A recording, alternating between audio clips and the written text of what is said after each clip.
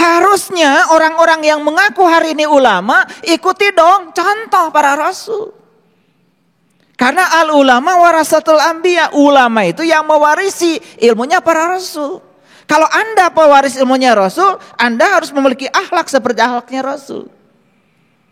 Banyak ulama malah mengajarkan ilmu sakti, kanuragan. Baca ini sekian kali, utang lunas. Tapi banyak pengikutnya yang semacam itu. Baca surah ini sekian kali, pokoknya anak diterima di PTN. Begitu pelajaran agama. Kalau anak ingin diterima di perguruan tinggi negeri, ya suruh belajar. Cari soal-soal. Latihkan dia supaya pintar mengerjakan soal. Kan begitu harusnya. Ngerti maksud saya? Awas tuh, tadi salah tangkap. Kalau ingin banyak uang, harus punya ilmu memindahkan uang dari rekening orang ke rekening kamu. Gimana caranya? Baca surah Anu sekian kali. Wah, itu udah mulai bohong. Tapi yang gitu pengikutnya banyak. Ya, itu namanya cari jalan pintas nggak jelas. Ya. Nah, ini yang akan kita bongkar hari ini. Kita teruskan dulu. Nah, sekarang siapa Bani Israel? Bani itu kaum, komunitas. Isra itu hanya berjalan. El itu Tuhan. Bani Israel adalah orang yang sedang berjalan menuju Tuhan, siapapun orangnya. Siapapun orangnya. Ulangi lagi, siapapun orangnya yang berjalan menuju Tuhan pasti akan mendapatkan keutamaan dalam perjalanannya. Akan mendapatkan berkah dalam perjalanannya. Itu janji Allah, siapa yang mengejar Allah, dia dapat dua, Allah dan dunia. Tapi siapa yang mengejar dunia, dia akan kehilangan dua-duanya. Nah, kembali lagi, Rasul ketemu Bani Israel. Konteksnya dulu, tentu saja para Rasul bertemu dengan orang-orang yang mencari Tuhan. Paham? Paham tidak? Nah, inilah pertemuan Rasul dengan Bani Israel yang diabadikan dalam Quran surat Al-Imran ayat 49. Dalam konteks kekinian, gak ada lagi yang namanya Rasul. Gelar itu sudah selesai, tidak usah diperbincangkan lagi. Tapi tugas kerasulan tetap masih ada, karena ilmunya sudah diwariskan pada para ulama. Nah, dalam konteks kekinian adalah orang-orang yang mewarisi ilmu Rasul bertemu lagi dengan orang-orang yang mencari Tuhan. Paham ya? Jadi proses ini akan berlangsung terus, abadi. Jadi jangan kecil hati. Akan selalu ada orang di zamannya ya yang akan meneruskan tugas ini. Walaupun gelarnya selesai sampai Nabi Muhammad. Paham ya? Iya. Karena sekarang juga kan ya, kerja tidak perlu gelar. Kerja itu perlu keterampilan. Jadi gelar itu sudah tidak dibicarakan lagi. Yang dibicarakan itu Anda bisa apa? Anda keluarnya sarjana, S1, S2, S3.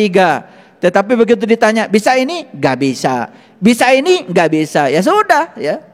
Makan aja tuh kertas. Aneh sekarang ini ya. Orang ini senang kertas semuanya. Duit kertas. Sertifikat kertas. Ijazah kertas. Itu belain kertas, apa saja dilakukan. Itulah manusia sudah mau dibohongi kertas. Gitu nggak kalian? Nah, itu. Kenapa? Gua nggak beda maksudnya. Ya udah nggak apa-apa. Alhamdulillah kalau enggak ya. Jadi udah enggak dibohongi kertas lagi. Iya.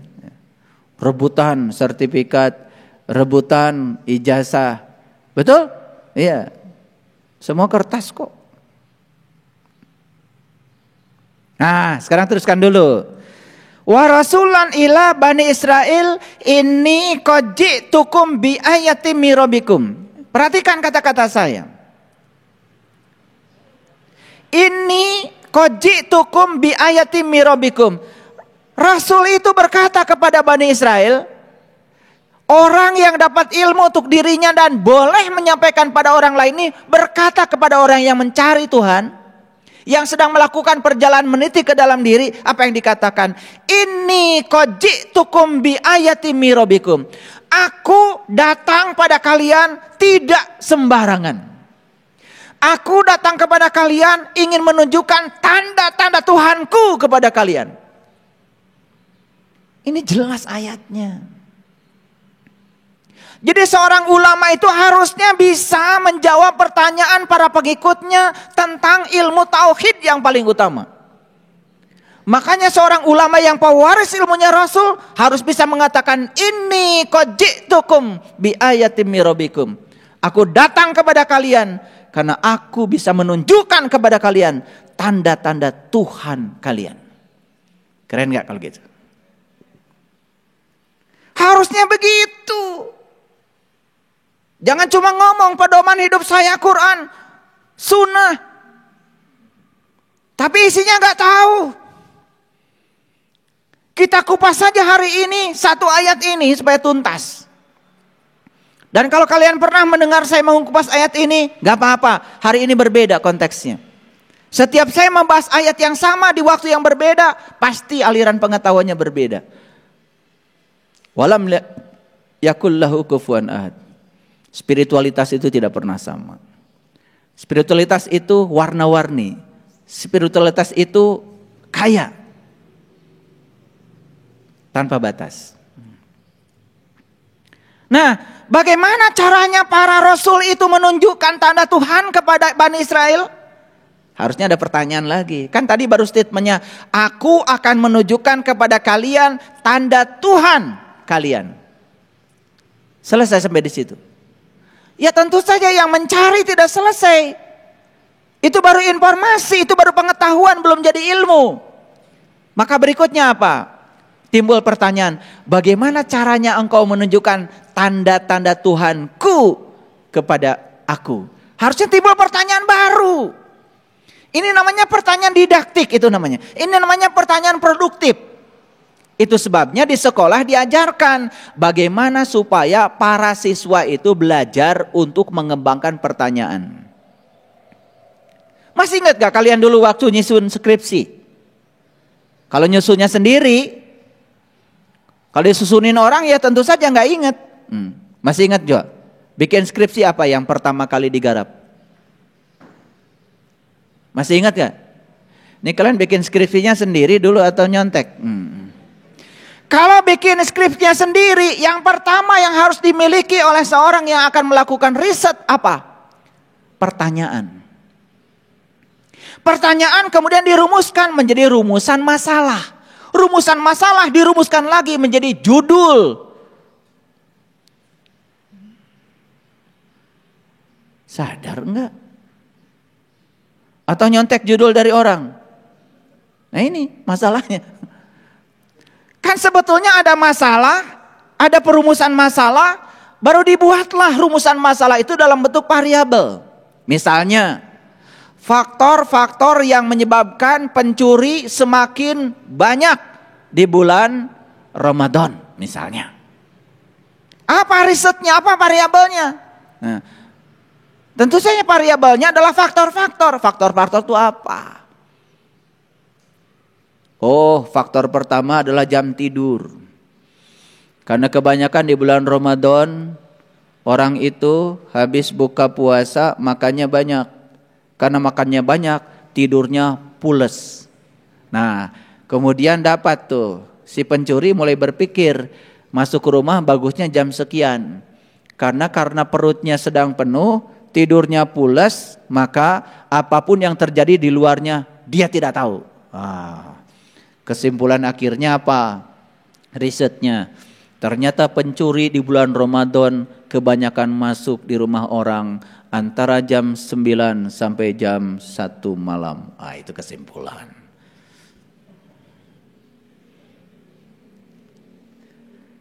Nah, kesimpulan itu harus menjawab pertanyaan. Makanya kalau saya nguji skripsi gampang saja. Mana pertanyaannya? Ini Pak. Mana kesimpulannya? Ini Pak. Coba jelaskan sama saya kalau kesimpulanmu menjawab pertanyaanmu. Gitu aja ujian sidang, gak usah repot-repot. 15 menit kelar. Gak bisa, balik. Paling juga pertanyaan berikutnya, iya menangian saha. Makanya kalau skripsi yang saya uji biasanya saya tidak lihat daftar pustaka. Saya beda dengan dosen lain. Daftar pustakanya banyak, ya sampai berhalaman-halaman. Saya nggak percaya. Pasti itu skripsi tebalnya karena banyak nyontek. Kata ini, kata ini, kata ini, kata ini. Kan namanya udah daftar pustaka. Ari cek maneh naon? Betul nggak? Kata ini, kata ahli ini nggak penting bagi saya. Cek maneh naon? Nah kata dianya nggak ada. Apa yang mau saya kasih nilai? Berarti nilai buat orang yang ada tertulis di daftar pustakanya, buat Anda yang diuji Anda. Ngerti maksud saya? Ini penting nih, karena saya sedang bicara kesadaran. Yang gini aja kalau nggak dibicarakan, nggak sadar-sadar. Nah pertanyaan kritisnya apa tadi? Bagaimana caranya engkau, Rasul, menunjukkan tanda Tuhan padaku, kata Bani Israel. Dalam konteks kekinian tentu saja, bagaimana engkau ulama, para pewaris ilmunya Rasul, menunjukkan tanda Tuhan kepadaku. Gimana caranya? Nah ini udah berpikir cara. Apa jawaban ulama di sini? Jawaban Rasul di sini. Inni akhluqu lakum minatin kaha'aitait toir. Apa katanya? Aku akan membuat kamu yang terbuat dari tanah berbentuk burung. Ini udah teknis nih. Ini akhluqu lakum minatin. Aku akan membuat kamu yang terbuat dari tanah itu kahaiatit toir. Toir itu burung. Berbentuk burung. Fa'anfuhu fihi. Dan aku akan meniupnya. Fayakunu. Kan kalian sering ngomong kun fayakun. Kun fayakunu. Nah di sini ada kun fayakun. Dan begitu fayakunu toiran biiznillah. Dan jadilah kamu menjadi seekor burung dengan seizin Allah.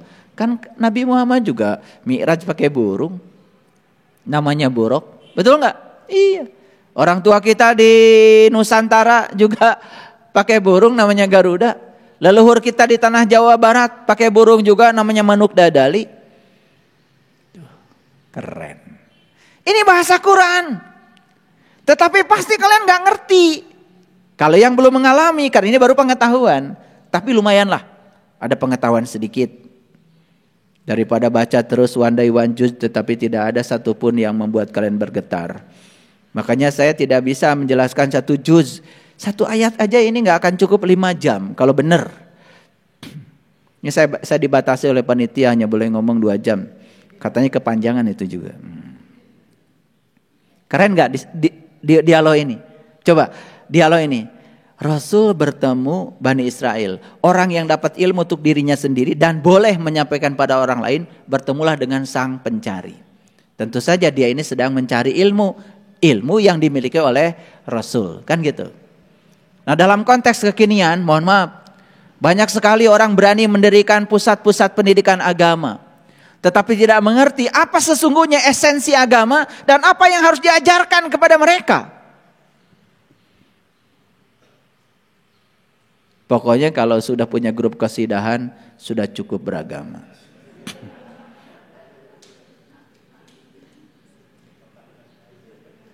Iya, itu indikatornya.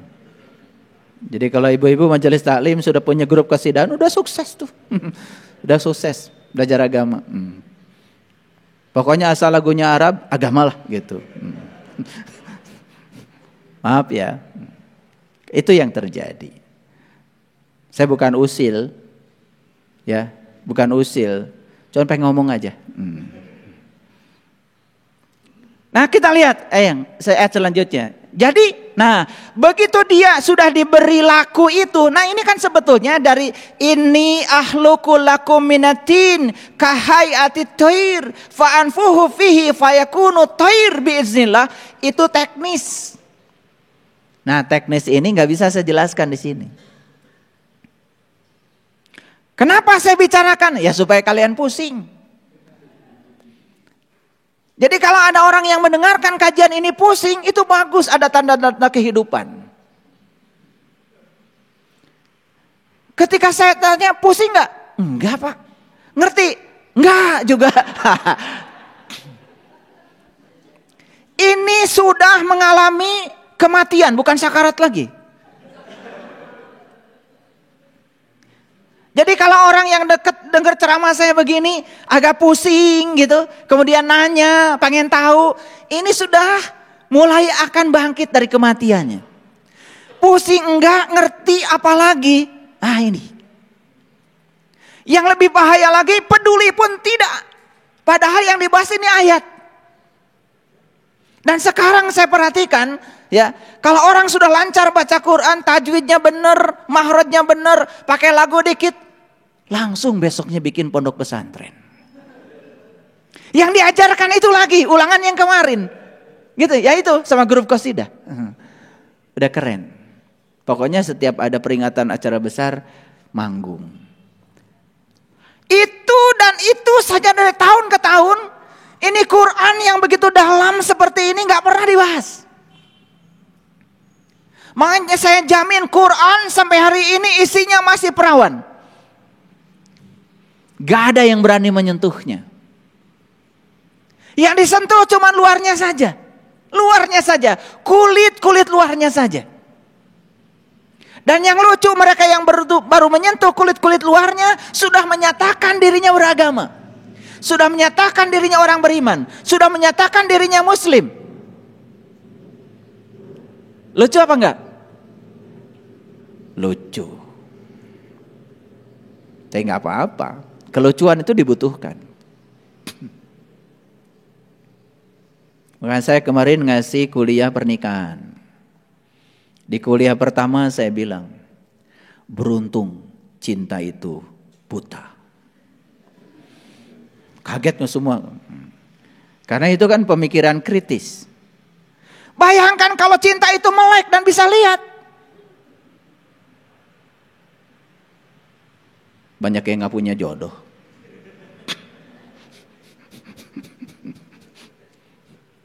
Gara-gara cinta buta, ya udah. Banyak yang berani memutuskan mau menikah. Banyak yang berani memutuskan berumah tangga. Coba kalau cinta itu melek. Nanti kamu tahun sekian akan kejadian ini, tahun sekian kejadian ini. Sudah ketinggali semuanya, nggak ada yang menikah. Makanya cinta itu buta, itu keren. Dan itu adalah keuntungan cinta. Makanya kalian harus berterima kasih sama cinta. Untung cinta, kamu itu nggak melek gitu. Kalau cinta itu melek, banyak yang nggak punya jodoh. Kalian kan suka komentar, cinta itu buta ya. Ini perempuannya cantik, kuning, laki-lakinya jelek, hitam. Coba kalau cinta melek, nggak ada yang mau berjodoh. Betul nggak? Makanya ada peribahasa. Gak apa-apa. Wajah jelek juga. Yang penting kamu baik hati, kerja keras, kan tetap jelek.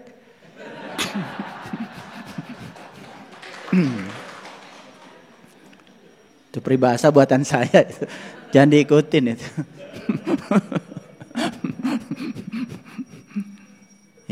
Ya supaya ketawa. Karena spiritual itu harus banyak ketawanya. Kalian dari tadi terlalu serius bahas ayat ini. Jadi saya masuk jok dulu sedikit biar ada ketawanya. Ya. Makanya pekerjaan seberat apapun akan terasa ringan. Asal jangan dikerjakan.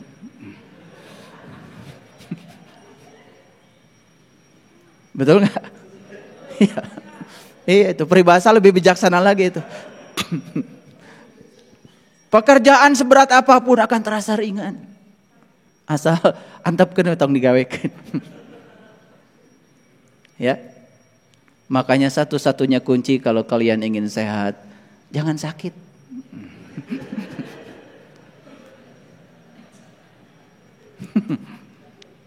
Betul nggak? Iya, supaya ketawa. Karena ketawa itu mengeluarkan endorfin. Nah kalau endorfinnya keluar, kalian mulai seger lagi menangkap pembicaraan saya. Karena ini pembicaraan serius. Ya agak serius sedikit lah. Ini pasti ayat ini sudah kalian lewat kan tiap Ramadan ya. Ya, saking one day one June sampai kalian gak tahu itu ada pesan yang luar biasa. Di Quran surat Al-Imran 49 ini. Ini kan dialog antara seorang guru sebetulnya dengan seorang murid. Murid yang ingin melakukan proses pencarian tentang jati dirinya. Ini keren sekali sebetulnya. Nah, baik kita lihat. Secara teknis sebetulnya si murid ini sudah mendapatkan metodenya. Secara teknis. Walaupun masih ruam-ruam. Karena ini kan tidak bisa dijelaskan. Harus dipraktekkan. Nah makanya saya bilang. Kalau ruam-ruam bingung itu bagus. Ada tanda-tanda kehidupan. Tetapi yang luar biasa. Si murid ini mengalami pencerahan. Karena apa? Ada 3 yang sembuh pada dirinya. Nah maka inilah yang disebut dengan mukjizat para rasul. Jadi mukjizat para rasul itu cuma 3. 1, silakan dibaca. Wa ubriul akmaha, bisa menyembuhkan penyakit buta. Ini sebetulnya peringatan nih ya. Buat mereka-mereka yang selama ini mengaku dirinya adalah pengikut para rasul. Apalagi mengatakan dirinya pewaris para rasul. Pertanyaan sederhana. Apakah Anda sudah bisa menyembuhkan penyakit buta atau tidak? Itu aja. Mengaku itu boleh. Tetapi indikatornya harus jelas. Karena di ayat ini jelas. Salah satu kompetensi yang harus dimiliki oleh seorang rasul. Dalam melaksanakan tugasnya. Mukjizat yang harus dimiliki adalah 1. Bisa menyembuhkan penyakit buta. Begitu baca ayat ini langsung kalian terpikir, wah kita kumpulkan aja orang di kampung ya yang tidak bisa lihat. Betul enggak? Iya, kita bawa sama Rasul. Betul enggak? Di zaman itu tidak ada gerakan itu. Karena buta yang dimaksud di sini tidak ada kaitan dengan buta mata. Kalau buta mata itu urusan Cicendo. Urusan buta mata lahir itu bukan urusan Rasul. Masa Rasul ngurusi yang kayak gitu, itu urusan dokter mata. Dan Rasul bukan lulusan fakultas kedokteran urusan mata. Rasul itu ya dididik oleh semesta, lahir dari sebuah fakultas kehidupan. Bukan fakultas kedokteran.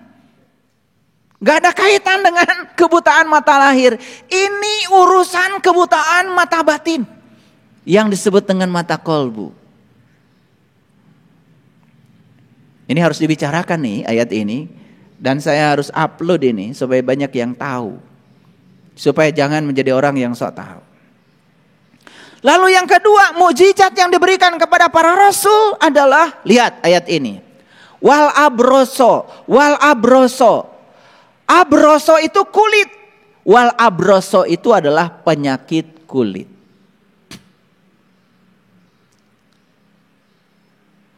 Sekarang sudah banyak sekali dokter spesialis kulit plus kelamin. Lulusan fakultas kedokteran. Lalu kalau penyakit kulit yang dimaksud di sini adalah bisul, kurap, kudis, panu, alergi. Rasul tidak pernah sekolah itu.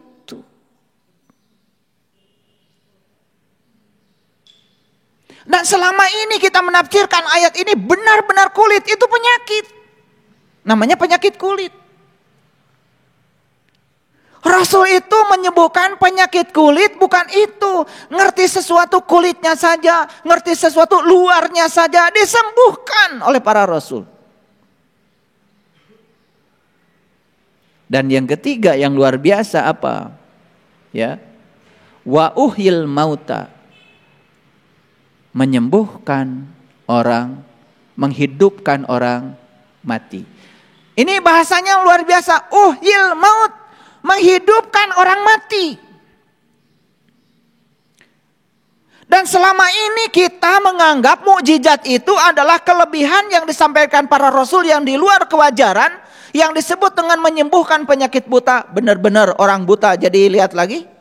Menyembuhkan penyakit kulit yang kurap, kudip, panu bisa sembuh.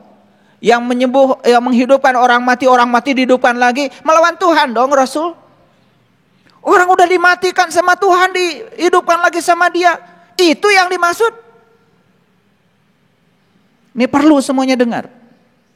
1, menyembuhkan penyakit buta adalah kebutaan rohani. 2, menyembuhkan penyakit kulit adalah ngerti sesuatu kulitnya saja. Dan yang ketiga, menghidupkan orang mati, bukan yang udah mati dihidupkan lagi. Ini cerita yang mati kesadaran. Ini hierarki para sahabat. Pertanyaan saya balik dulu sekarang. Ini deduktif metodenya. Perhatikan saya. Tahu robot? Robot. Ada robot yang jadi pelayan di restoran. Ada robot yang bikin sayap pesawat. Ada yang robot bikin mobil. Ada yang robot bikin sepeda motor. Sibuk gak robot? Sibuk gak robot? Sibuk. Tapi sadar gak robot? Enggak. Nah, ayo definisikan. Jadi robot itu sibuk tapi gak sadar. Ulangi, biar gampang ngajinya. Apa robot? Sibuk tapi gak sadar. Ulangi lagi. Apa robot? Sibuk tapi nggak sadar. Tuh. Kalian sibuk nggak? Sadar? Biar gampang ngajinya ya. Makanya saya menggunakan pendekatan deduktif. Dibahas nomor 3 dulu. Harusnya dibahas nomor 1 dulu. Menyembuhkan penyakit buta, baru kulit, baru menghidupkan orang mati. Nah sekarang saya balik. Supaya sadar kita ini sekarang hidup apa mati? Pertanyaan saya yang kedua, robot hidup apa mati? Robot hidup apa mati? Ya mati. Pertanyaan berikutnya, robot punya kesadaran apa tidak? Itu. Dia itu mati, tidak punya kesadaran, kerjanya mekanistis, rutin. Nih robot nih, mindahkan kopi. Dari sini ke sana, ngambil, pindah. Nggak bisa mindahkan kopi ke sini. Nggak bisa, hanya bisa memindahkan dari sini ke sini. Sangat mekanistik dan rigid. Sangat mekanistik dan kaku maksudnya. Kalau nggak ngerti rigid, kalian ngahulang tadi saya bilang rigid. Ketinggian ini kuliahnya. Kaku lah gitu. Ya, itulah robot. Maaf, sekarang kita tarik ke dalam kehidupan kita. Subuh sholat, duhur sholat, asar sholat, maghrib sholat, isya sholat, mau tidur sholat witir. Hanya menjalankan mekanistik tanpa kesadaran. Saha eta teh. Ngaku.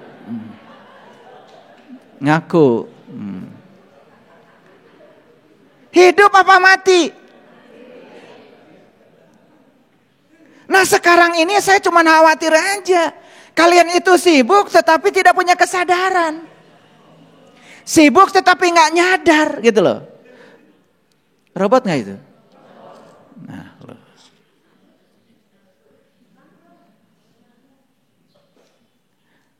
Robot nikah gak? Jawab. Pada nikah. Enak aja. Robot pada punya anak gak? Gimana?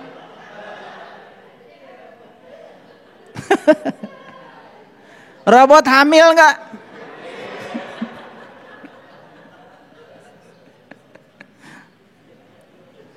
Gimana? Kalian tuh kalau ngejawab gak konsisten. Tadi saya tanya yang sibuk tetapi gak sadar siapa? Robot. Siapa robot? Nah itu robot. Itu.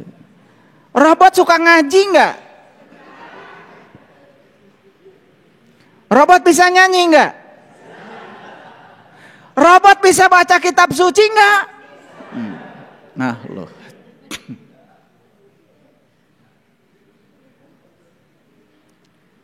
Kalau Jumat kan biasanya disetel aja kaset. Ngaji. Habis nyetel pergi. Yang nyetelnya. Itu yang nyanyi siapa? Yang ngaji siapa? Robot. Sadar nggak? Nggak sadar. Kita yang di luaran disuruh dengerin suara yang tidak sadar. Katanya untuk nyadarin kita. Gimana?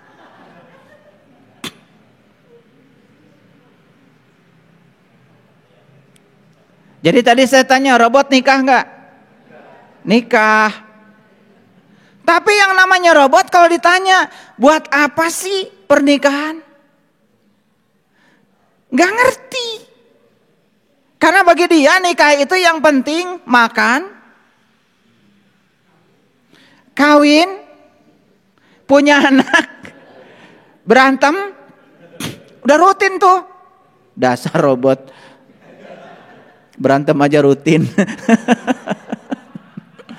Lah kan rutin, robot itu mekanistik, betul nggak?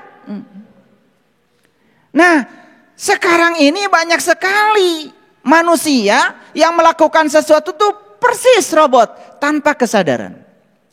Sekarang mohon maaf ya, ini jujur saya tanya pada kalian yang ada di sini. Kalian kan suka sholat. Pernah tanya nggak, sholat itu apa? Tujuannya untuk apa? Betul nggak? Gimana caranya? Gitu. Kalau kalian cuma sholat dan mekanistik, hanya melaksanakan itu saja, ngikutin kebanyakan orang, terus apa bedanya dengan robot? Sepanjang kalian tidak sadar dengan sholat kalian. Harusnya sadar dong. Coba, kepada siapa jatuhnya perintah sholat pertama kali? Ini saya nanya dulu nih. Ini yang ditanya bukan robot tentu saja, kan robot nggak bisa jawab. Ini saya anggap saja kalian ini berkesadaran. Coba saya tanya nih. Ini baru dianggap ya. Baru dianggap. Kalau bisa jawab ya berarti anggapan saya salah. Ya. Saya anggap kalian ini udah sadar. Saya tanya, kepada siapa perintah sholat pertama kali diberikan? Pada siapa? Nabi Ibrahim, tuh kan? Mulai keliru. Salat itu pertama kali diperintahkan oleh Allah di Quran surat Toha ayat 1 sampai 14, baca nanti. Diperintahkan pertama kali kepada Nabi Musa. Nah sekarang Musa itu sebelum diperintahkan salat diapain dulu sama Allah? Itu ada cerita di Quran surat Toha, ceritanya begini. Telah sampaikah kepadamu kisah tentang Musa? Ayat 9. Yaitu ketika Musa melihat api. Bahkan di ayat lain dikatakan Musa melihat apinya di lereng gunung. Lalu Musa berkata, tinggallah kamu di sini, aku melihat api. Semoga aku mendapatkan petunjuk dari api itu. Lalu Musa mendatangi api. Dan sesampainya di tempat api itu, api berkata, ya Musa, hai Musa. Apinya bisa ngomong. Dan seterusnya. Itu adalah prosesi di mana Musa membelah laut. Prosesi di mana Musa menggunakan mujizatnya membelah laut. Membelah laut artinya adalah membuka ketertutupan mata kolbunya untuk sampai di tempat diri sejatinya. Sampailah Musa di Al-Muqaddasi Tua, tempat suci nan tua. Dan di situ Musa diberi syarat, hai Musa, sebelum kamu melangkahkan kakimu ke Al-Muqaddasi Tua, lepaskan dulu kedua terompahmu. Itu perintah pertama kali. Jadi Musa disuruh melimpaskan terompah. Terompah itu kiri kanan. Kiri kanan itu benar salah. Kiri kanan itu baik buruk. Lepaskan dulu dualitasmu. Lepaskan dulu pada dualitasmu. Itu perintah yang disampaikan pada Musa. Setelah sampai melepaskan itu dua-duanya, dualitas dilepaskan, Musa baru bisa memasuki Al-Muqaddasi Tua. Syarat untuk memasuki rumah Tuhan, melepaskan kedua terompah. Jadi sholat itu di mana? Sholat itu di Baitullah. Sholat itu di rumahnya Allah. Sholat itu menyatu dengan Allah. Dan untuk menyatu dengan Allah, syaratnya satu, lepaskan dulu kedua terompahmu. Itu Itu Quran, itu Quran. Dan selanjutnya apa yang diperintahkan Allah pada Musa? Saat itu Allah mengenalkan diri kepada Musa. Apa kata Allah? Sesungguhnya aku adalah Tuhanmu. Dan aku telah memilih kamu, hai Musa. Di situ. Jadi Allah memilih Musa. Kenapa Musa dipilih? Karena Musa ingin dipilih, maka Allah memilihnya. Pertanyaan bagi kalian semua yang sudah rajin sholat. Pengen dipilih Allah? Dipilih apa? Jadi RT? Dipilih Allah untuk memasuki Al-Muqaddas itu. Dipilih Allah supaya bisa menyaksikan Allah. Dipilih Allah supaya bertemu dengan Allah. Itu keren banget di Quran. Nah setelah itu kemudian Musa sukses berjumpa dengan Allah. Setelah berjumpa dengan Allah, turunlah perintah dari Allah. Innani anallah, la ilaha illa ana fa'budni wa aqimis sholata li zikri. Lalu diberitahu di ayat lain, untuk apa kalian sholat? Allah beritahu, aqimis sholat, inna sholat tanha anil fasa wal munkar. Sholat itu adalah sarana untuk mencegah kamu supaya tidak berbuat keji dan munkar. Sholat bukan tujuan.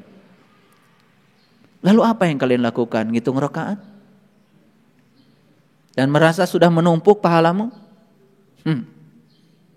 Padahal sholat itu jelas instrumen yang harus mengantarkan kita supaya tercegah dari berbuat keji dan munkar. Hasil sholat adalah kita mendapatkan karomah tadi.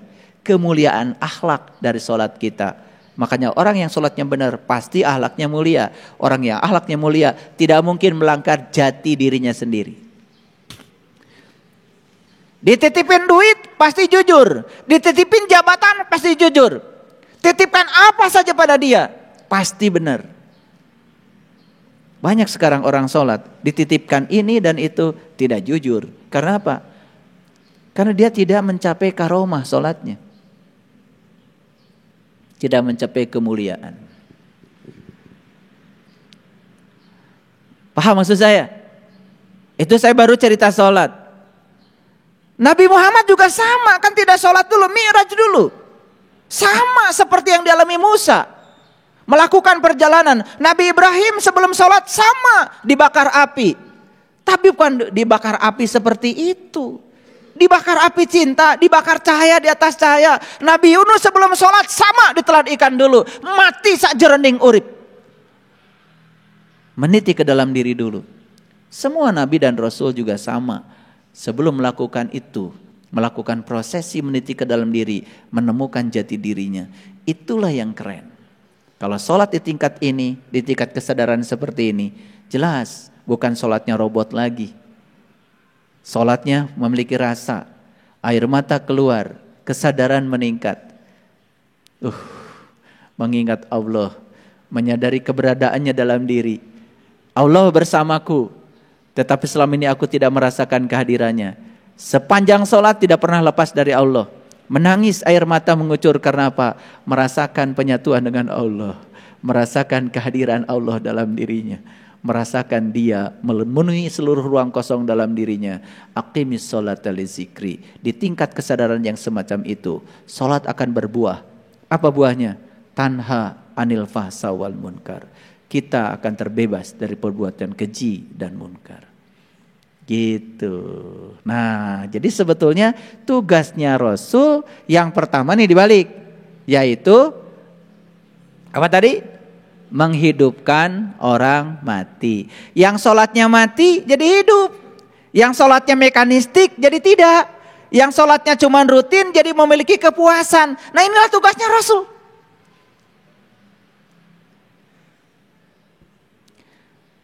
Dan tugasnya para ulama sekarang tuh ini sebetulnya.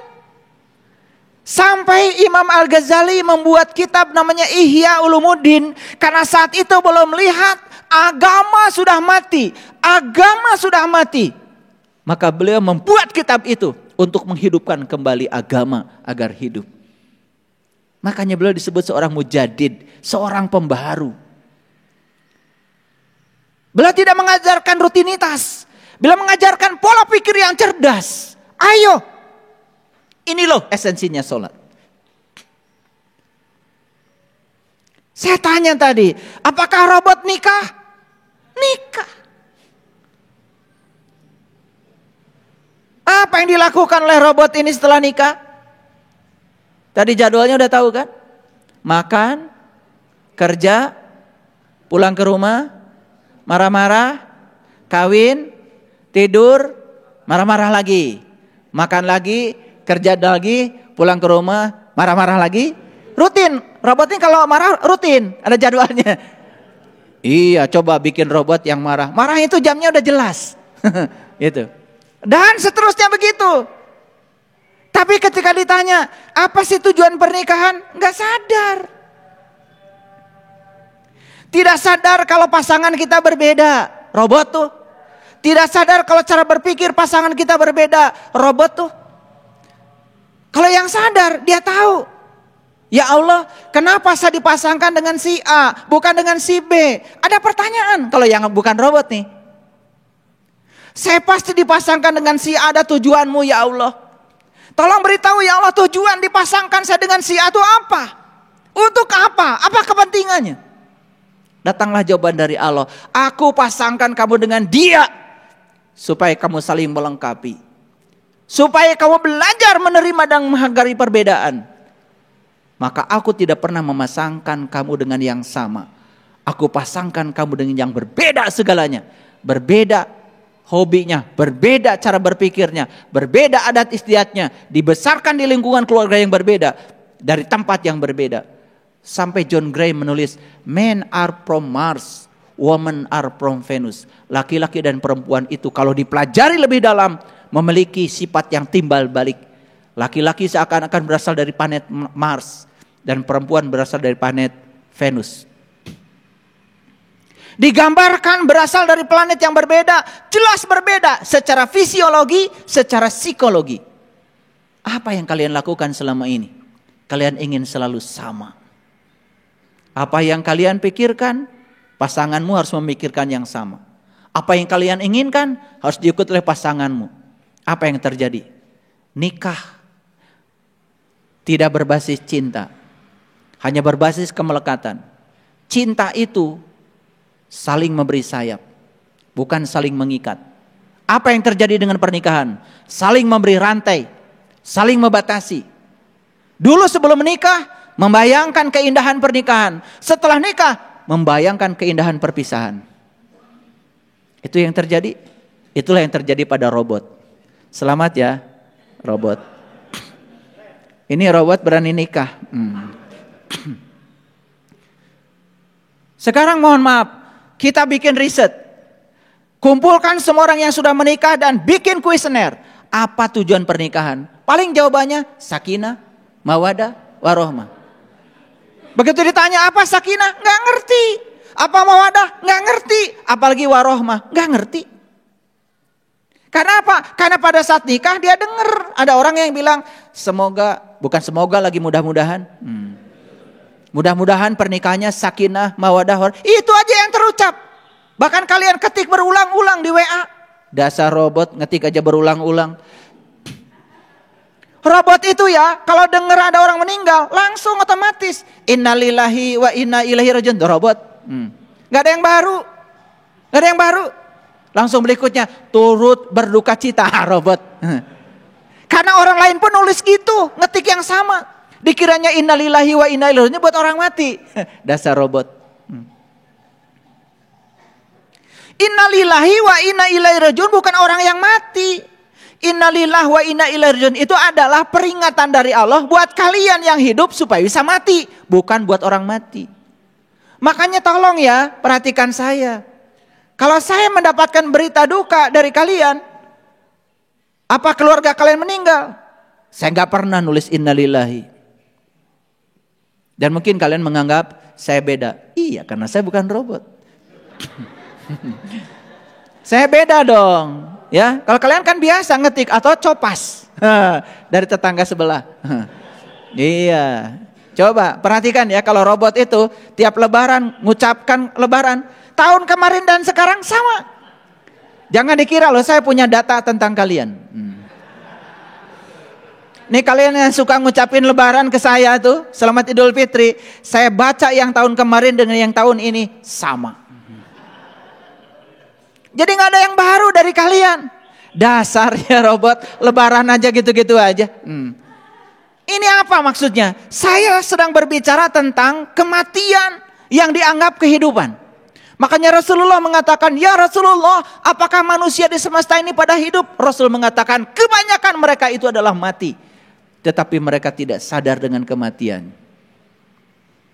Makanya saya buka sedikit-sedikit supaya ngerti. Betul nggak? Iya. Nanti ada topik-topik khusus tentang pernikahan. Saya tidak bicara itu. Ini cuma cerita robot nikah. Bukan cerita pernikahan. Apakah robot hamil?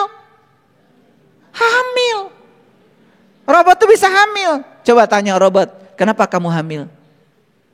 Saya diundang syukuran hamil. Ini ulah murid-murid saya. Saya tanya, kenapa kamu hamil? Oh, karena Allah sudah percaya kalau saya sudah dewasa. Cek saha. Kayak Ira Allah ngomong gitu ke mana? Bohong tecing kacidating. Allah cenah percaya sama saya karena saya sudah dewasa. Iraha Allah ngomong gitu ke mana? Betul nggak? Iya. Kan kamu hamil gara-gara kamu tidur. Paham? Iya, makanya ngomong itu harus jelas. Manusia boleh berencana, tetapi titik-titik yang menentukan. Isi coba, titik-titiknya apa? Allah, dasar robot. Saldo.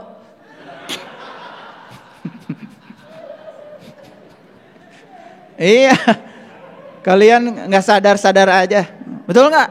Iya. Ayah guru, saya mau ikut umroh. Begitu saldonya nggak ada, jadi gak umroh? Nggak ada. Makanya kalau ngomong jangan sembarangan.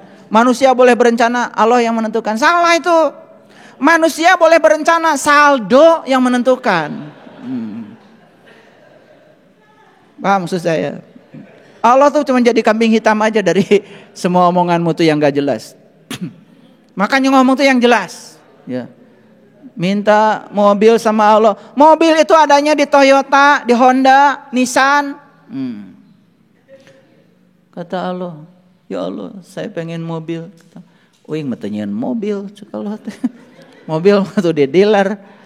Sok kumaha carana maneh bisa minahkeun mobil tadi dealer ka imah maneh. Kitu wungkul Allah mah. Ya Allah, kieu-kieu teuing atuh. Artos teu gaduh. Ya, paparin artos tuh Allah. Kalau teu salah alamat maneh teh. Minta duit ke kami. Duit mah buatan peruri, urang teu yang duit cek Allah. Saya sudah menitipkan aset terbesar pada kamu, dirimu. Saya sudah memberikan sumber daya terbesar padamu, akalmu, otakmu, penglihatanmu, pendengaranmu, dan waktu yang sama buat semua orang. Itu sumber daya yang luar biasa. Kalau kamu tidak punya duit, bukan takdir. Itu salah belajar agama. Tos ditulis di Lauh Mahfud. Cek saha. Mau punya Allah gitu. Si A rezekinya 1 miliar, si B 2 miliar. Saya mah dari kecil juga embung punya Allah nu kitu. Saya pengen punya Allah yang sama dan adil. Memberikan kesempatan yang sama buat semua orang, sama bahagianya, sama rezekinya. Gitu. Dan Allah sudah membuka ruang yang sama buat kita. Hati-hati tuh. Kalian bilang, kunaon maneh teu boga duit? Takdir. Tos diserat di Lauh Mahfud senda abdi mah bagian teu boga duit. Manya Allah gitu.